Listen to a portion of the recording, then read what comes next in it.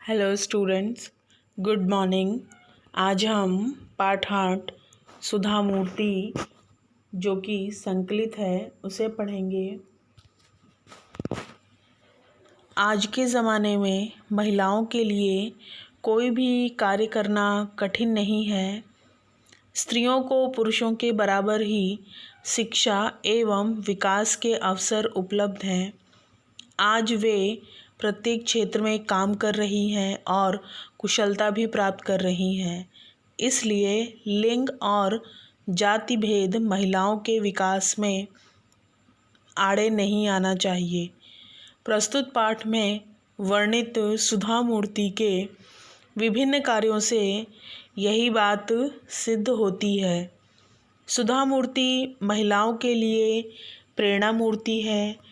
इस पाठ में सुधा मूर्ति ने यह सिद्ध करने का प्रयास किया है कि स्त्रियों के लिए कोई कार्य असंभव नहीं है। उन्होंने इंजीनियर के रूप में कार्य किया, बाद में संशोधन तकनीकी क्षेत्र, चिकित्सा, लेखन के क्षेत्र में बड़ा योगदान दिया। महिला सशक्तिकरण के क्षेत्र में इनका योगदान महत्वपूर्ण है। इस पाठ में स्त्रियों के लिए कार्य क्षेत्रों की कोई सीमा नहीं है तथा वे हर कार्य में कुशलता प्राप्त कर सकती हैं। इस बात पर ज़्यादा जोर दिया गया है। इस कृति का यह संदेश है कि जाति और लिंग के बीच कोई भेदभाव ना रखा जाए। तो यहाँ पे देखिए, इसमें यही बताया गया है कि स्त्रियां जो है वह कोई भी कार्य क्षेत्र हो, किसी भी प्रकार का कार्य हो, वह हर जगह कुशलतापूर्वक उस कार्य को करती हैं और यहाँ पर किसी भी प्रकार के जाति और लिंग के बीच कोई भेदभाव ना रखा जाए। इसको पूर्णतया मुख्य रूप से इस बात को यहाँ पर प्रस्तुत किया गया है। अप्रैल 1974 की बात है। बेंगलुरु में गर्मी पड़ने लगी थी। भारतीय विज्ञान संस्थान के परिसर में गुलमोहर के बड़े बड़े वृक्ष लाल रंग का फूलों से लदे झूम रहे थे। कंप्यूटर विज्ञान की कक्षा समाप्त कर एक छात्रा हॉस्टल की ओर जा रही थी कि उसकी दृष्टि नोटिस बोर्ड पर लगे एक विज्ञापन पर पड़ी। यह विज्ञापन प्रसिद्ध ऑटोमोबाइल कंपनी टेल्को की ओर से नौकरी के इच्छुकों के लिए था। कंपनी को योग्य और परिश्रमी इंजीनियरों की आवश्यकता थी। चौंकाने वाली बात थी, छोटे अक्षरों में लिखी अंतिम पंक्ति, महिला उम्मीदवार आवेदन ना भेजें। अब देखिए, अप्रैल 1974 की ये बात है। उस समय बेंगलुरु में बहुत गर्मी पड़ रही थी और भारतीय विज्ञान संस्थान के परिसर में गुलमोहर का वृक्ष था जिस पर लाल रंग के फूल लदे हुए थे। वहीं पर कंप्यूटर विज्ञान की क्लास समाप्त हो गई थी और वहीं से एक छात्रा अपने हॉस्टल के लिए जा रही थी। तभी उसकी दृष्टि जो है वह नोटिस बोर्ड पर लगे एक विज्ञापन पर पड़ती है और यह विज्ञापन प्रसिद्ध ऑटोमोबाइल कंपनी टेल्को की ओर से, जिसे हम टाटा कंपनी के नाम से जानते हैं, नौकरी के इच्छुकों के लिए था। टाटा कंपनी को योग्य और परिश्रमी इंजीनियरों की आवश्यकता थी, लेकिन उसमें एक चौंकाने वाली बात यह थी कि महिला उम्मीदवार आवेदन ना भेजें। यह बात मुख्य रूप से उस विज्ञापन में थी जो एडवर्टीज़मेंट था नौकरी के लिए। उसमें यह मुख्य रूप से बात थी कि महिला जो है वह विज्ञापन ना भेजे। उसने एक बार नहीं 2 बार पढ़ा। हाँ, यही तो लिखा था।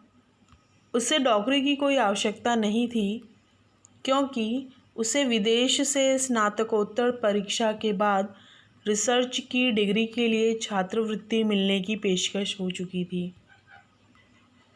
वह स्वयं भी विदेश जाकर उच्च शिक्षा प्राप्त करना चाहती थी, परंतु यहाँ यह भेदभाव, स्त्री पुरुष में इतनी असमानता, बात उसे कुछ पची नहीं। अब यहाँ पे देखिए, यह जो विज्ञापन लिखा था कि महिला उम्मीदवार आवेदन ना करें, उसने एक बार नहीं 2 बार पढ़ा, बहुत ध्यान से पढ़ा कि वह जो पढ़ रही है वह सही है। तो हाँ, वही लिखा था। उन्हें नौकरी की कोई आवश्यकता नहीं थी, क्योंकि विदेश से स्नातकोत्तर परीक्षा के बाद रिसर्च की डिग्री के लिए छात्रवृत्ति मिलने की उन्हें तैयारी हो चुकी थी और वह विदेश जाकर उच्च शिक्षा भी प्राप्त करना चाहती थी। लेकिन यहाँ पर ये जो भेदभाव है कि स्त्री पुरुष में इतनी असमानता, इस बात की ओर इनका ध्यान गया और वह बात उन्हें कुछ पची नहीं। उसके बाद वह अपनी कक्षा में हमेशा प्रथम स्थान पाती आई थी और कंप्यूटर विज्ञान की कक्षा में पुरुष सहपाठियों में अकेली लड़की थी। योग्य थी, परिश्रमी थी, नहीं, उसे कुछ तो करना ही होगा। इस भेदभाव को सहना उसके बस की बात नहीं। वह इसका विरोध करेगी और डटकर करेगी। अब यहाँ पे देखिए, वह जो थी अर्थात सुधा मूर्ति जो है, वह हमेशा अपनी कक्षा में प्रथम आती थी। कंप्यूटर साइंस की जो कक्षा थी उसमें भी पुरुष सहपाठियों में वह अकेली लड़की थी। योग्य थी, परिश्रमी थी, लेकिन उन्हें इसके लिए कुछ तो करना होगा और इस भेदभाव को सहना उनके बस की बात नहीं थी। वह इसका विरोध करेंगी और डटकर सामना करेंगी। उसने अपनी डायरी में आवश्यक सूचनाएं लिखीं और तेजी से हॉस्टल की ओर चल दी। उसने निश्चय किया कि वह टेल्को कंपनी के सर्वोच्च अधिकारी को सूचित करेगी कि उनकी कंपनी इस प्रकार का अन्याय कर रही है। उसे उस सर्वोच्च अधिकारी का नाम मालूम तो नहीं था, केवल इतना पता था कि टाटा समूह के प्रमुख JRD टाटा हैं। अब सुधा मूर्ति ने अपनी डायरी में आवश्यक कुछ सूचनाएं लिखीं और तेजी से हॉस्टल की ओर चल दी और मन ही मन निश्चय किया कि वह टेल्को कंपनी के सर्वोच्च अधिकारी को सूचित करेंगी कि उनकी कंपनी इस प्रकार का अन्याय कर रही है, महिलाओं के साथ भेदभाव कर रही है। उन्हें उस कंपनी के सर्वोच्च अधिकारी का नाम तो मालूम नहीं था, लेकिन इतना ज़रूर पता था कि टाटा समूह के जो प्रमुख हैं वह JRD टाटा हैं। उसने एक पोस्ट कार्ड लिया और JRD टाटा को संबोधित करते हुए लिखा, आपने भारत में लोहा, इस्पात, रासायनिक पदार्थ, कपड़ा, मशीनों के बड़े बड़े उद्योग लगाए हुए हैं। भारतीय विज्ञान संस्थान की स्थापना में बढ़ चढ़कर आप अपना योगदान दिया है। सौभाग्य से मैं उसी संस्थान में पढ़ रही हूँ। मैं हैरान हूँ कि टेल्को जैसी कंपनी स्त्री पुरुष के बीच ऐसा भेदभाव कैसे कर सकती है। अब यहाँ पे सुधा मूर्ति जी को इतना आश्चर्य हुआ कि उन्होंने इस प्रकार के भेदभाव के लिए अपनी आवाज़ उठाने का निश्चय किया और उन्होंने तुरंत एक पोस्ट कार्ड लिया जिसमें JRD टाटा को उन्होंने संबोधित करते हुए लिखा कि आपने भारत में किस प्रकार से उद्योगों की स्थापना में अपना महत्वपूर्ण योगदान दिया है, चाहे वह कोई भी औद्योगिक क्षेत्र क्यों ना हो, लोहा हो, इस्पात हो, रासायनिक हो, कपड़ा हो, बड़े बड़े मशीनों के भी बड़े बड़े उद्योग लगाए हैं और इस भारतीय विज्ञान संस्थान की स्थापना में भी उनका बहुत महत्वपूर्ण योगदान है। और उनका सौभाग्य था सुधा मूर्ति जी का कि वह उसी संस्थान में पढ़ रही थी और इसलिए वह हैरान है कि टेल्को जैसी कंपनी वह स्त्री और पुरुष के बीच ऐसा भेदभाव कैसे कर सकती है। 10 ही दिन में कंपनी ने उसे तार भेजा। कंपनी के खर्चे पर पूना शहर में साक्षात्कार के लिए उपस्थित हो।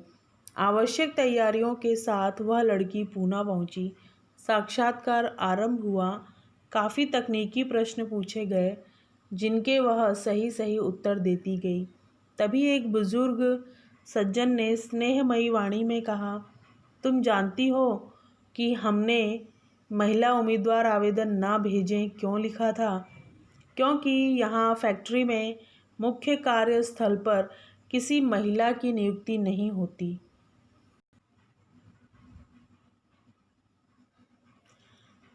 किसी महिला की नियुक्ति नहीं होती। तुम्हारी जैसी मेधावी लड़कियों को अनुसंधान शालाओं में जाकर कार्य करना चाहिए। अब यहाँ पे देखिए, जैसे ही जब उन्होंने एक पोस्ट कार्ड पे अपनी बात रखी कि यह भेदभाव क्यों, तो 10 ही दिन में कंपनी ने उससे तार भेजा सुधा मूर्ति को और कंपनी के खर्चे पर पूना शहर में साक्षात्कार के लिए बुलाया। आवश्यक तैयारियां भी की गई और आवश्यक तैयारियों के साथ वह लड़की पूना भी पहुंच गई। साक्षात्कार, नौकरी का इंटरव्यू आरंभ हुआ। काफ़ी तकनीकी प्रश्न पूछे गए, जो टेक्निकल क्वेश्चन थे उस पद के लिए वह पूछे गए, जिनका वह सही सही उत्तर देती गई।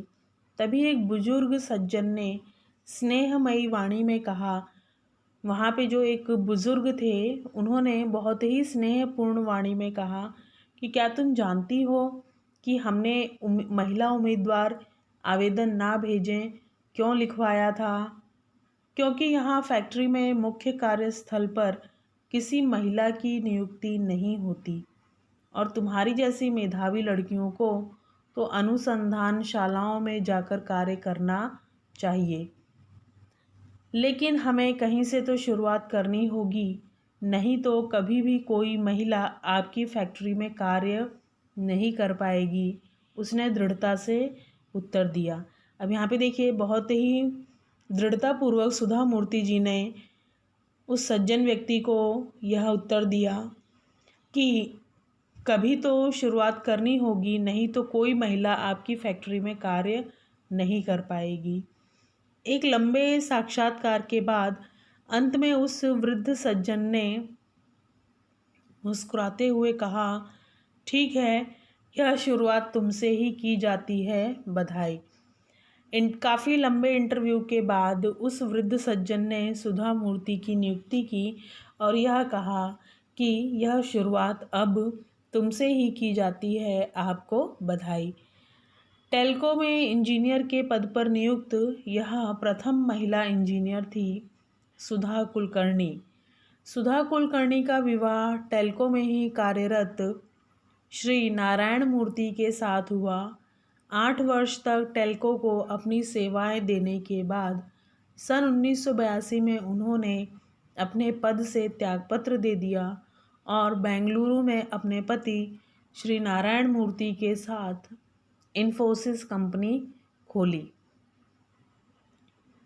जब उनकी नियुक्ति होने लगी तो वह प्रथम महिला इंजीनियर सुधा कुलकर्णी थी और सुधा कुलकर्णी का विवाह टेल्को में ही कार्यरत श्री नारायण मूर्ति के साथ हुआ था।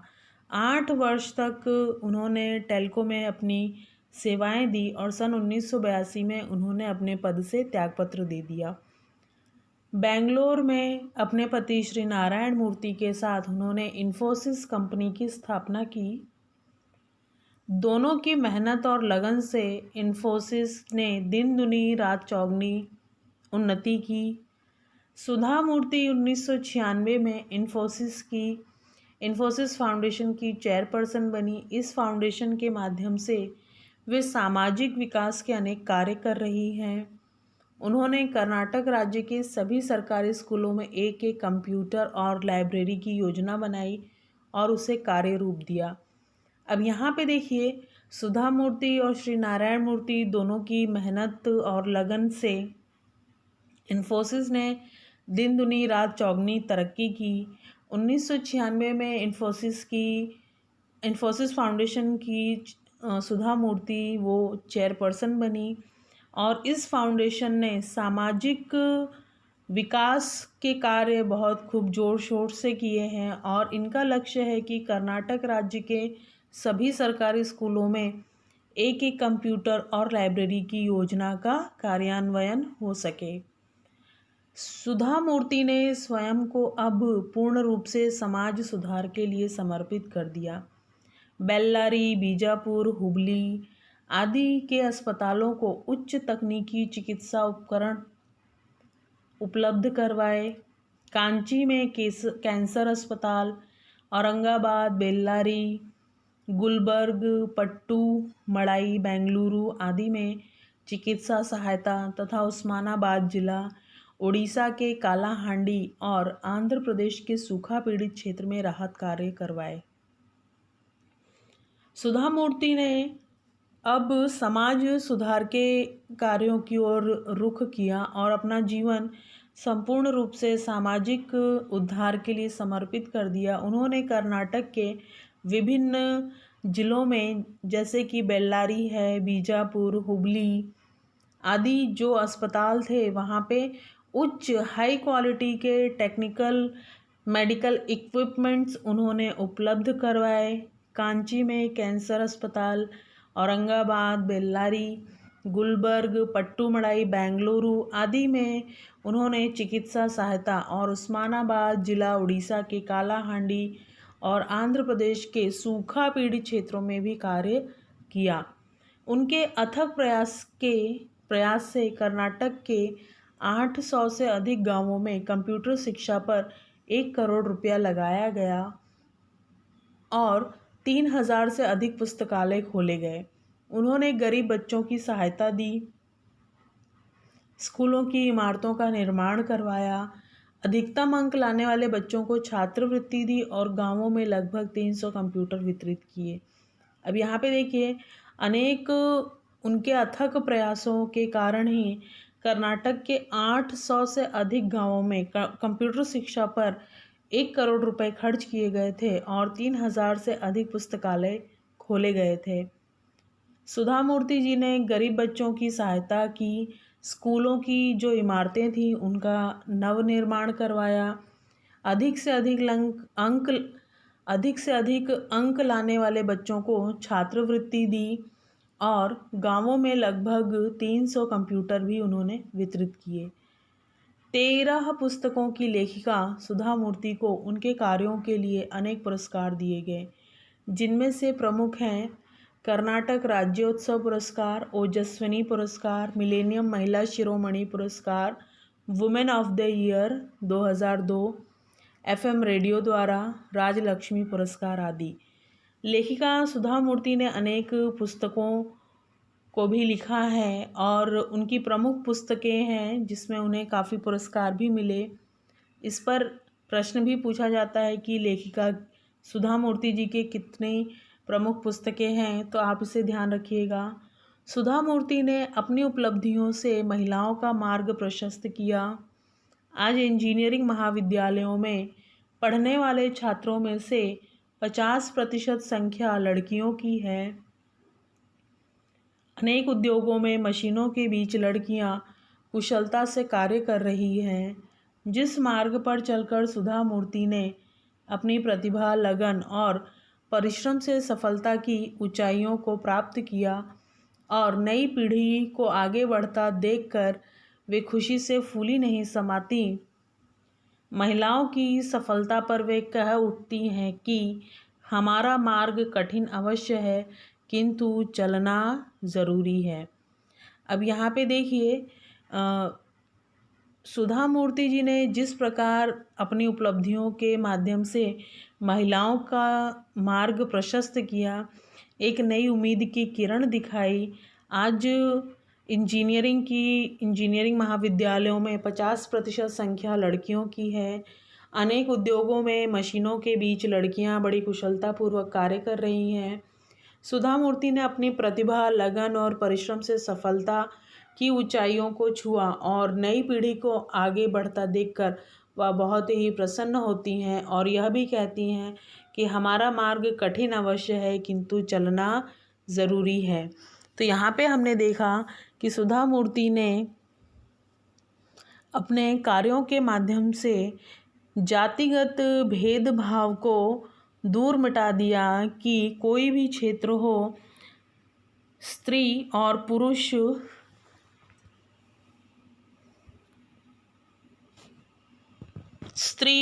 पुरुष का भेदभाव जो है वह उस कार्य के बाधा नहीं बन सकता। चाहे वह महिला हो चाहे स्त्री हो, सभी अपने लगन निष्ठा से कार्य को पूर्ण करते हैं।